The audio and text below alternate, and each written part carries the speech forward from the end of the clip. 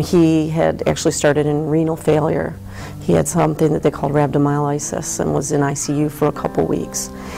After about a year, he was able to go back in and be an athlete again.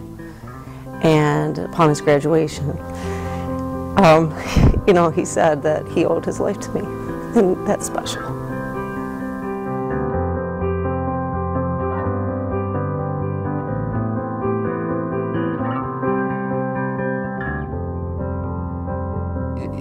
You know, obviously the first thing schools will say is that we can't afford, you know, financially we just can't afford to have an athletic trainer. And in today's litigious society, I explained to them that you really can't afford not to have one.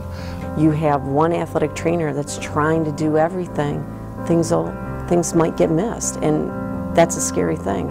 And when it comes to our children, that's not where you cut corners, and that's not where you save dollars. You got to find it somewhere else.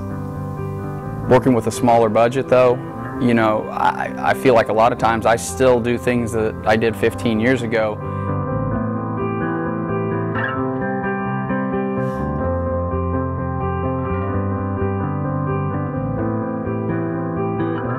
We have kids who play 13 months out of the year, it seems. They never take a break, and they do break down. It's those kids that you get really attached to, or those families that you get really attached to, and there's a severe injury. And there has been a few times where it's like, we really need to discuss this and get a physician involved, so that I'm not sure you should be continuing to play at this point. So yeah, I've had those conversations. Those are hard conversations to have. It's when someone truly loves something and the end of the road has come at a premature time.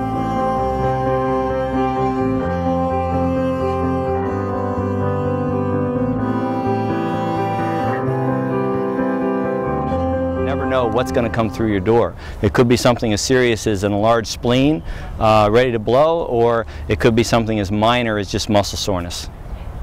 When a child has a problem, if they can see the athletic trainer right away, they can get evaluated. There can be a treatment plan set up, and a lot of times this can prevent injuries from getting worse. I think parents should be challenging the school systems. When they provide an opportunity for kids to participate, they should also be providing the mechanism for their injured athlete to get care. And coaches, you know, they're going to be right there on the field, so they do have to have ownership of being able to deliver that first level of first aid, but also be smart enough not to go beyond that first aid provision.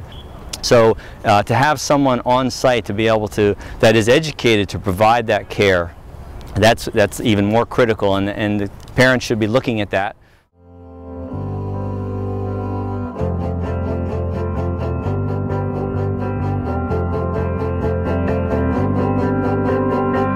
I enjoy watching the kids play. They become part of your family. We see our injured athletes not only when they're injured, but when they're better. Most physicians, you only see them when they're hurt. Once they're better, you never see them again. I start running into kids that I had in class 10, 15 years ago, seeing them with their own children, seeing them out doing stuff in the community, and then they remind me of little things that I may have said or done that I don't even remember from, you know, 10, 12 years ago, and those are probably the most rewarding and the funnest things about the job. We work with pro athletes, just no one knows they're pros yet. I have athletes that are in several different professional sports, and they'll always come back to visit and say thank you, and that's probably the most gratifying thing.